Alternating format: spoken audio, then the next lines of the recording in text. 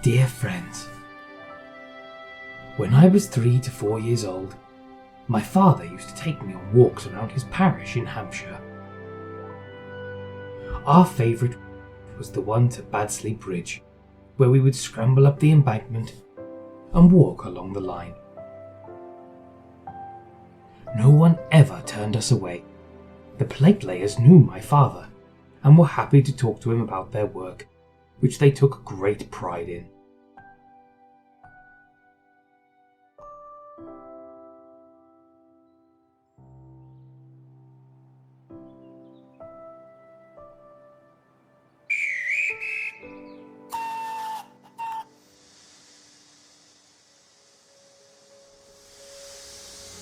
He retired in 1916.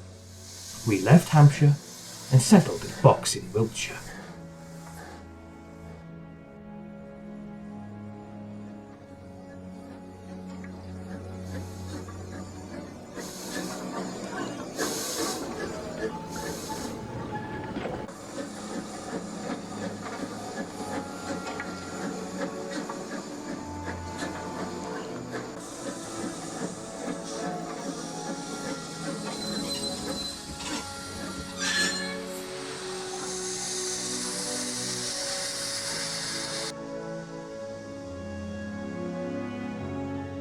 Our house was near the Great Western Main Line, which climbs for 2 miles at 1 in 100.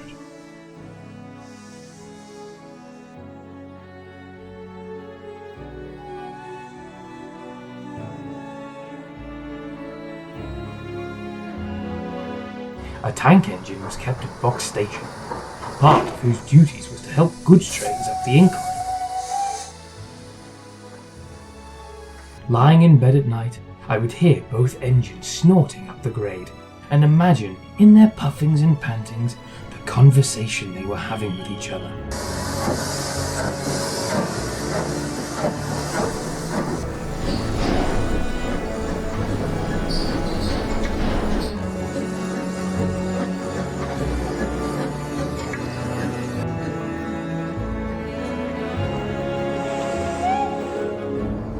In 1943, my son had caught the measles and had to be amused. I told him about engines made up in the spur of the moment based on what I could remember from those days. 2 years later, I published these stories, titled 3 Railway Engines, and I was asked to write another and another. 80 years later, these stories are echoed time after time after time. Now that is very high praise indeed.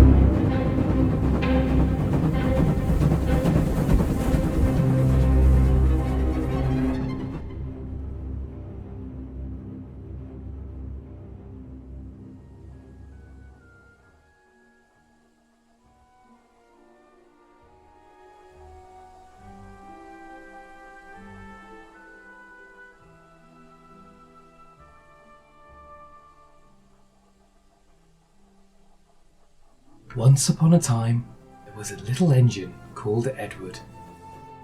He lived in a shed with 5 other engines. They were all bigger than Edward and boasted about it. Driver won't choose you again. They said. He wants big and strong engines like us. Edward had not been out for a long time. He began to feel sad.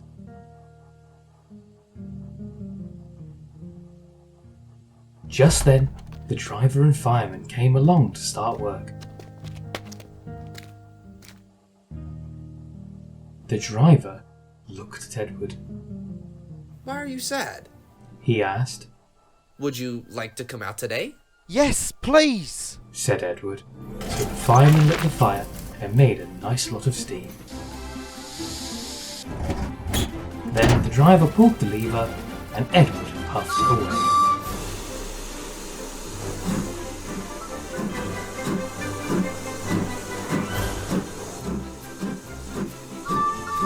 look at me now. He whistled. The others were very cross at being left behind.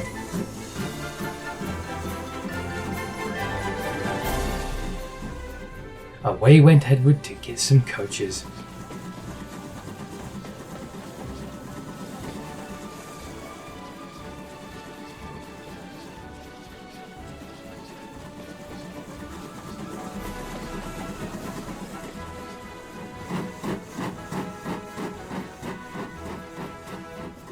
Be careful, Edward.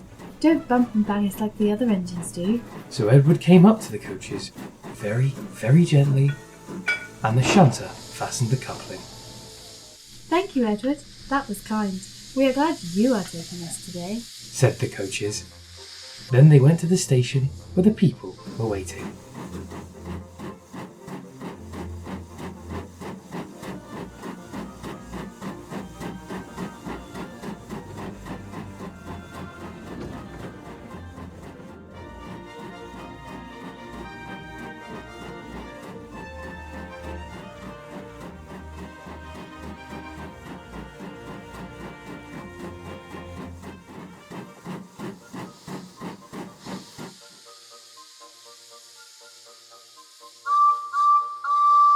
Get in quickly, please, whistled Edward. So the people got in quickly, and Edward waited happily for the guard to blow his whistle and wave his green flag.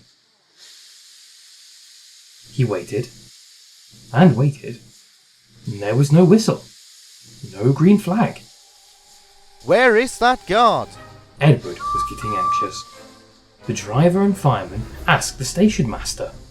Have you seen the guard? No. They asked the porter. Have you seen the guard? Yes. Last night. Edward began to get cross. Are we ever going to start?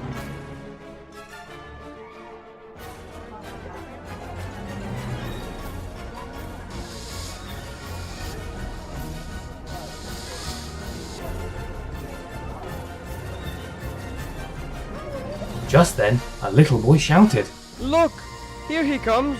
And there the guard came, running down the hill, with his flags in one hand and a sandwich in the other. He ran onto the platform, blew his whistle, and jumped into his van.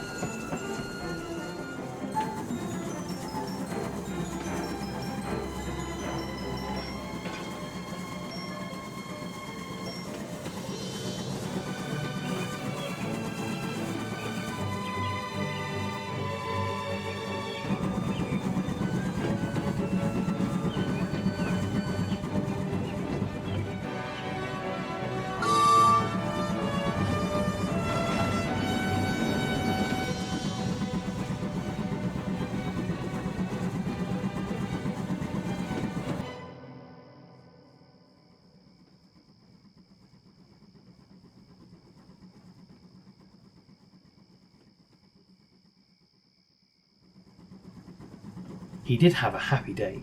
He met old friends at all the stations. He worked so hard that the driver promised to take him out again tomorrow.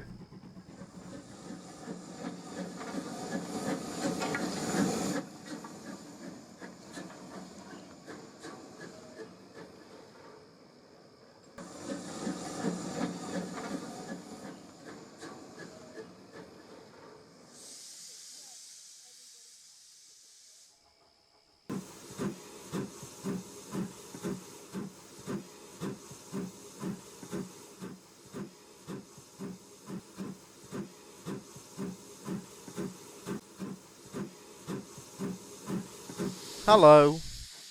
I'm going out again tomorrow. He told the other engines that night in the shed. What do you think of that? But he didn't hear what they thought, for he was so tired and happy that he fell asleep at once.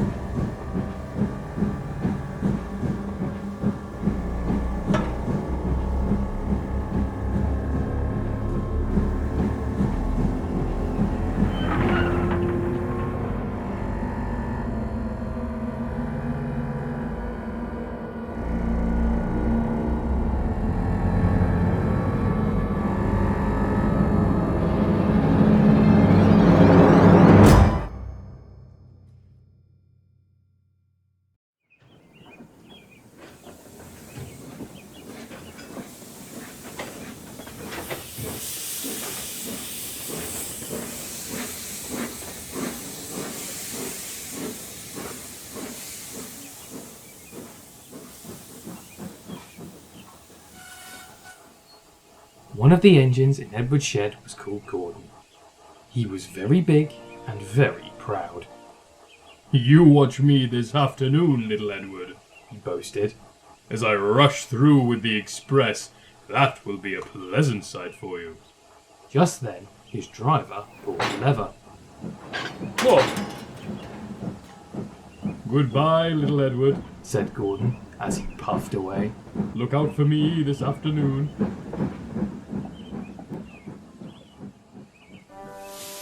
Edward went off too, to do some shunting.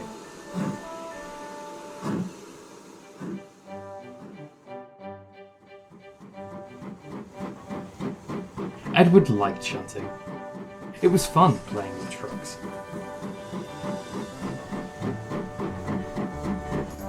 He would come up quietly and give them a push.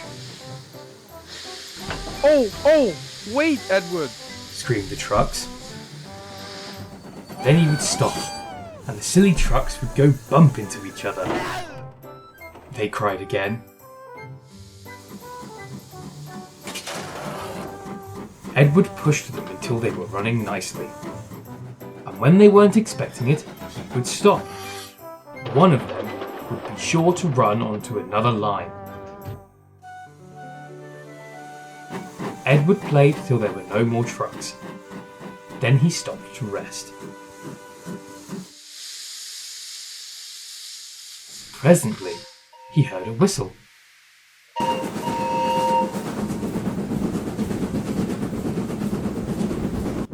Gordon came puffing along, very slowly and very crossly.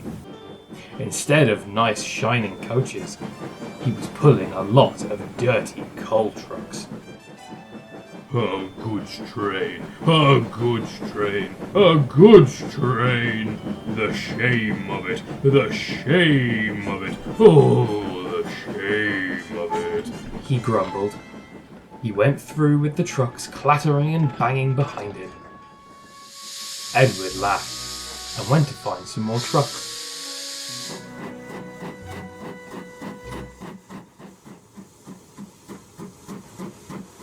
Soon afterwards, a porter came and spoke to his driver. Gordon can't get up the hill. Will you take Edward and push him, please?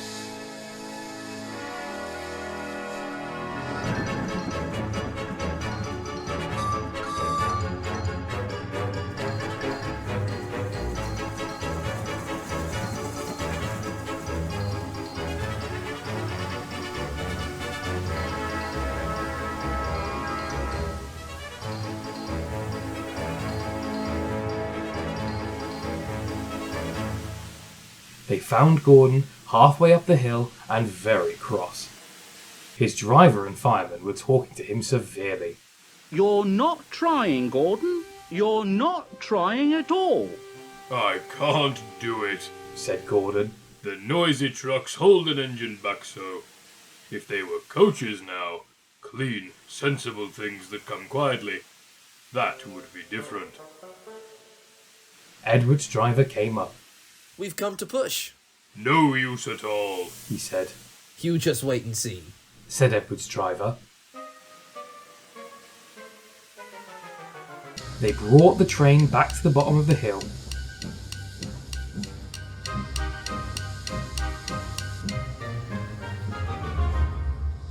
Beep beep, I'm ready. Whoop whoop, no good. Edward came up behind the brake van, ready to push.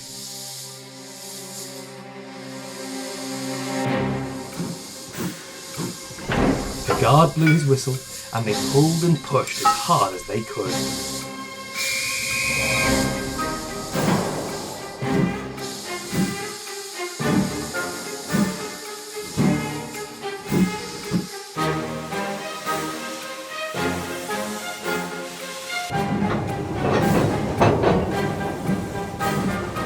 I can't do it.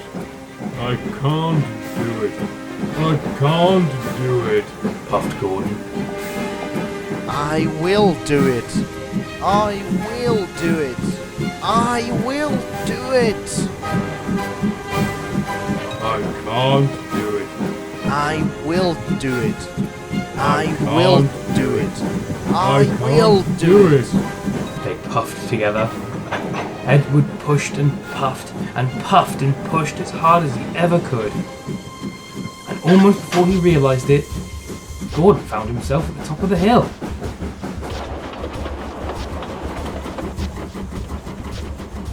I've done it. I've done it. I've done it. He said proudly, and forgot all about poor Edward pushing behind. He didn't wait to say thank you, but ran on so fast that he passed 2 stations before his driver could make him stop.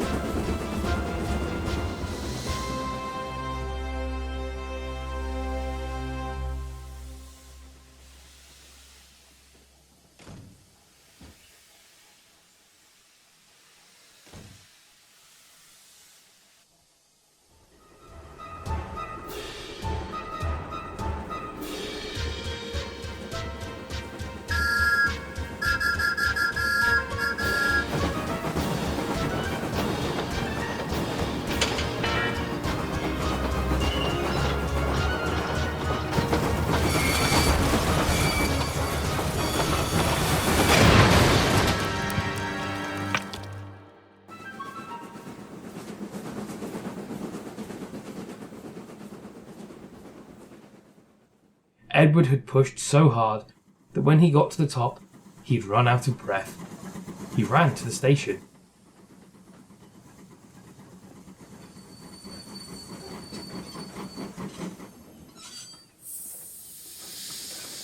And there the driver and fireman said they were very pleased with him. The fireman gave him a nice long drink of water, and the driver said, I'll get out my paint tomorrow and give you a beautiful new coat of blue with red stripes. Then you will be the smartest engine in the shed. Sadly, the next day, dark clouds came.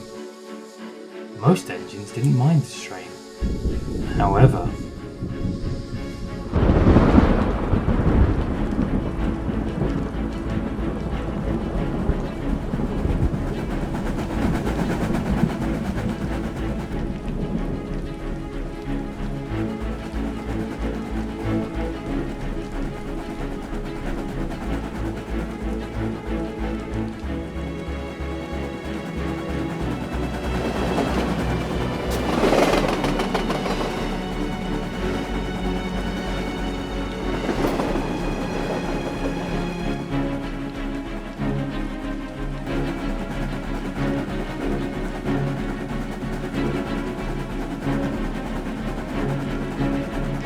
once an engine attached to a train was afraid of a few drops of rain.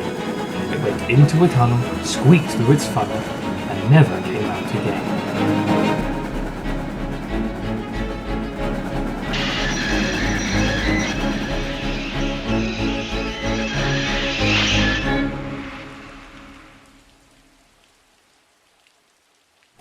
engine's name was Henry. His driver and fireman argued with him, but he would not move. The rain will spoil my lovely green paint with red stripes, he said. The guard blew his whistle till he had no more breath, and waved his flag till his arms ached. But Henry still stayed in the tunnel. I'm not going to spoil my lovely green paint with red stripes for you.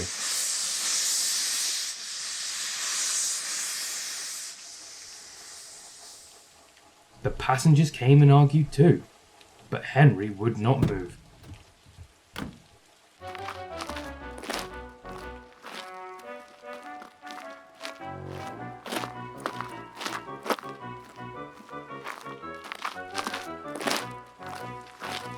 A fat director, who was on the train, told the guard to get a rope. We will pull you out, he said. But Henry only blew steam at him and made him wet. Guard, go and get a rope. They hooked the rope on and pulled.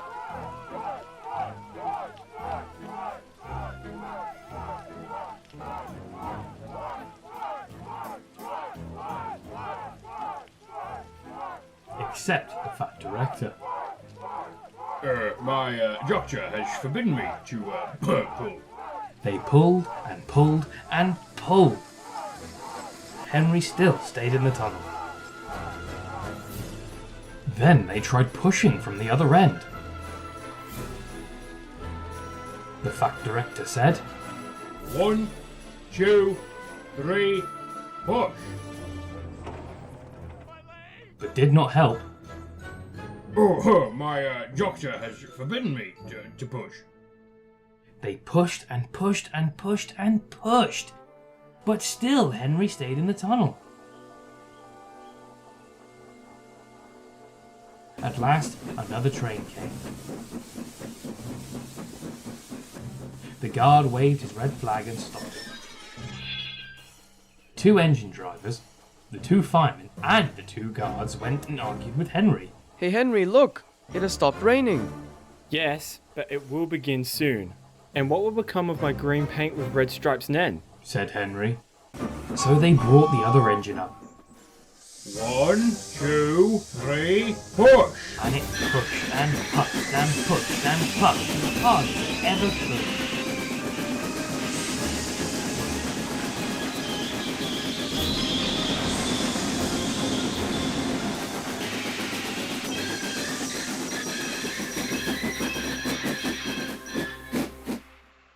But still, Henry stayed in the tunnel.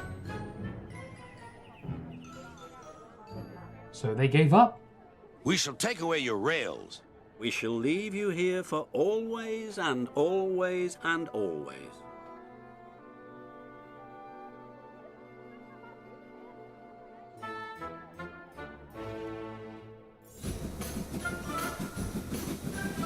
They took up the old rails, built a wall in front of him, and cut a new tunnel.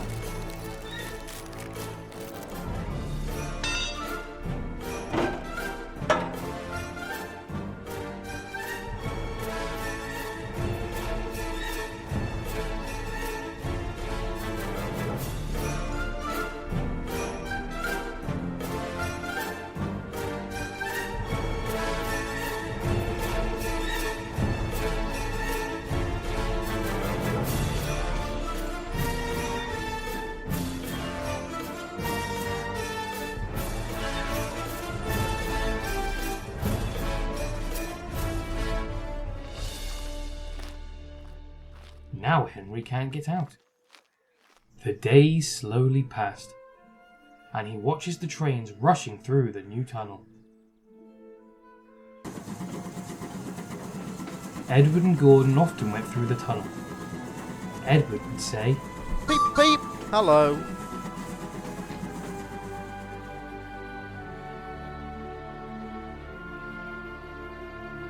and Gordon would say, Boop, boop, boop. Serves you right.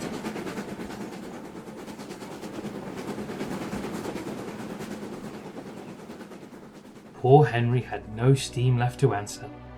His fire had gone out. Soot and dirt from the tunnel roof had spoilt his lovely green paint and red stripes. He is very sad, because no one will ever see his lovely green paint and red stripes again.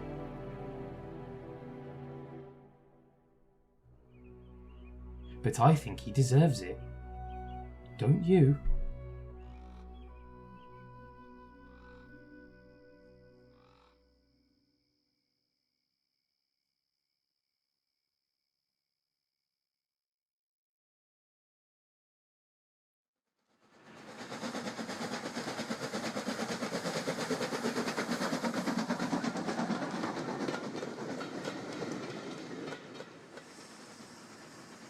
Gordon always pulled the big express. He was proud of being the only engine strong enough to do so. There were many heavy coaches, full of important people, like the fat director, who had punished Henry.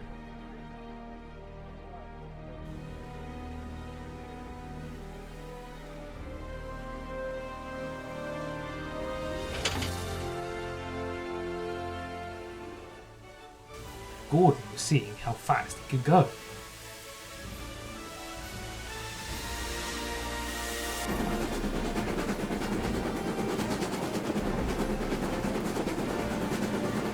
Hurry, hurry, hurry! He panted, Trickety-trot, trickety-trot, trickety-trot. said the coaches.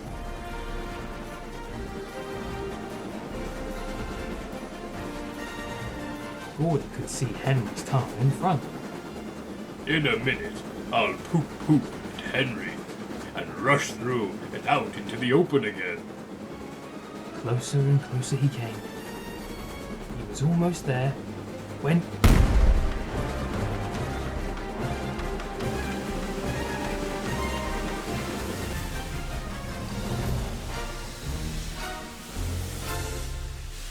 What has happened to me? I feel so weak. asked Gordon. His driver stopped the train. You've burst your safety valve. You can't pull the train anymore, said the driver. Oh dear, you were going so nicely too, said Gordon. Look, there is Henry, laughing at me. Gordon made a face at Henry and blew smoke at it. Everybody got out and came to see Gordon. I never like these big engines. Always going wrong. Send for another engine at once. While the guard went to find one, they uncoupled Gordon and ran him onto a siding out of the way.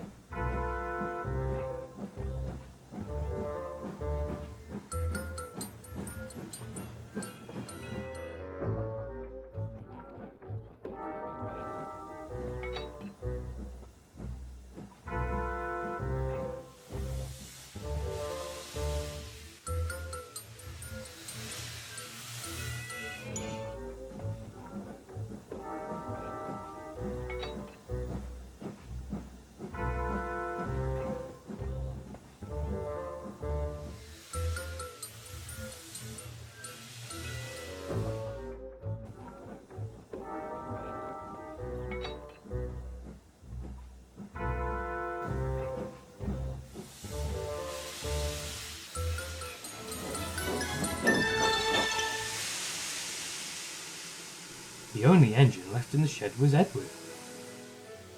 Gordon saw him coming. That's no use, he said. Edward can't pull the train.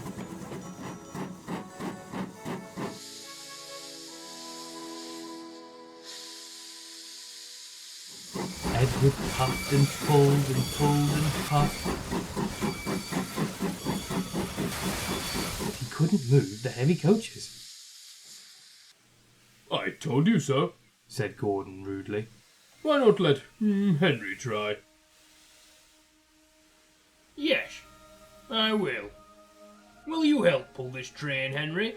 Yes, said Henry at once. So Gordon's driver and fireman lit his fire.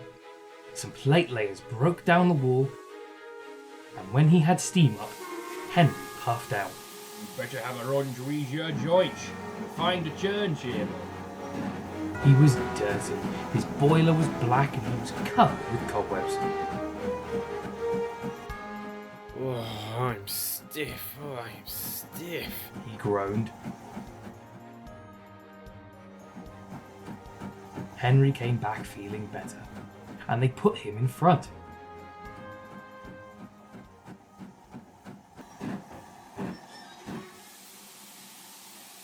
Peep, peep, I'm ready, Said Edward. Peep, peep, peep. So am I. Said Henry.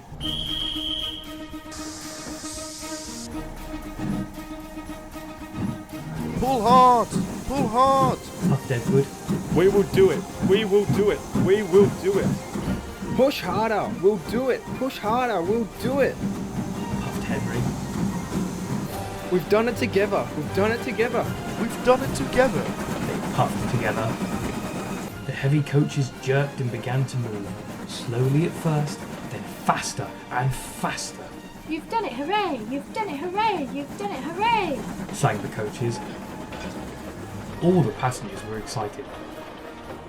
The fat director leaned out of the window to wave at Edward and Henry. The train was going so fast that his hat blew off into a field, where a goat ate it for tea.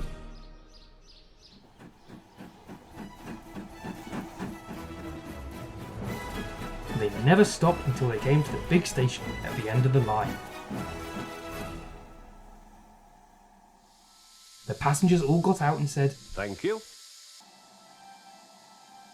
and the fat director promised Henry a new coat of paint. Henry, I promise you shall have a new coat of paint. Would you like blue and red? Yes, please, sir. Then I'll just be like Edward. Said Henry. Edward and Henry went home quietly.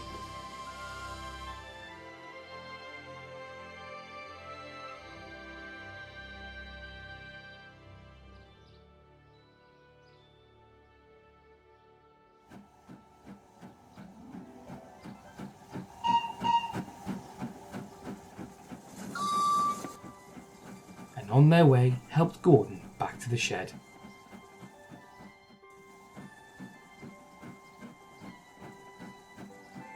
All three engines are now great friends. Wasn't Henry pleased when he had his new coat? He was very proud of it, as all good engines are.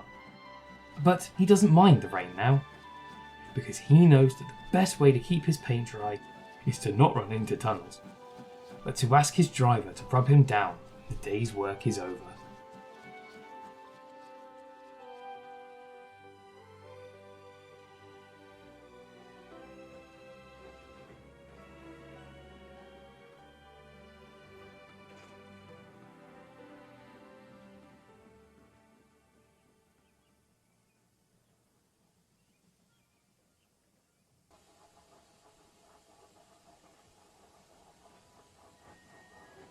Alright, he's done.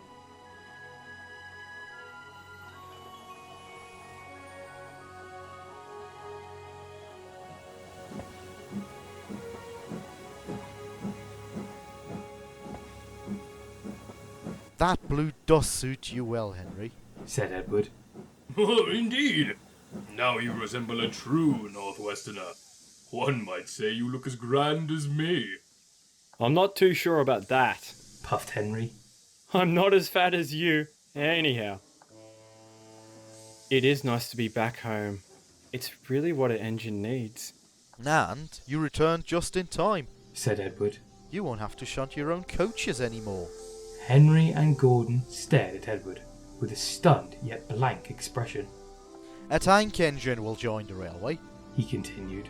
And he's also our new station pilot. Treat him well. I hear he loves pulling one's wheels.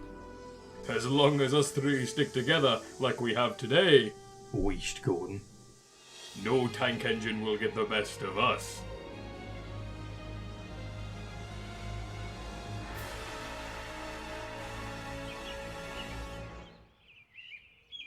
This is exactly what Christopher needs.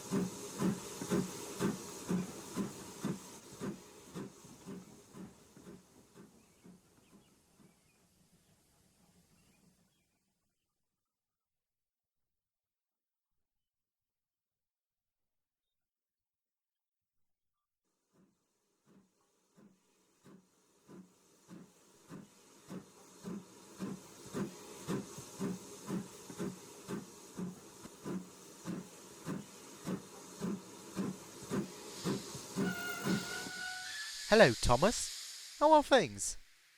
Boring. I can only imagine. At least you've got a nice view.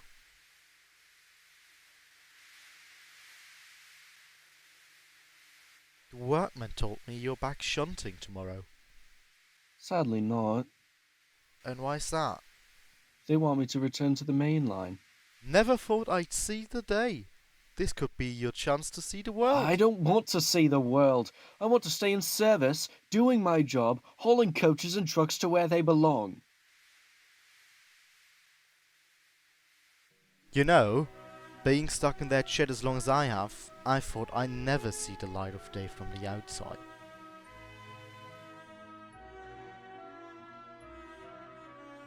But you didn't give in that easy.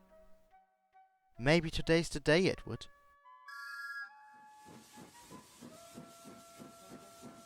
So just like you didn't give in on me, now you do the same for yourself.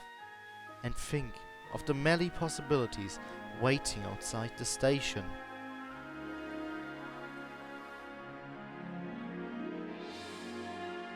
The sights you'll get to see, the friends you'll make along the way, the adventures to be had with them, and the many others you will inspire to do the same. And if you work hard enough in the yard, you'll earn the chance to see it all. Whether you take it or not will come down to you. But I know you'll reach it eventually, because you're a really useful engine who will find a way. I'm sure of it. Perhaps. I may have gone cab over wheels. I should be saving it for tomorrow, if anything. And I'm sure you are. Now, will you take the chance and join us at the sheds, or would you rather stay down here? Sheds, please. Good answer. Let's get you out of here. You and me have a lot to catch up on.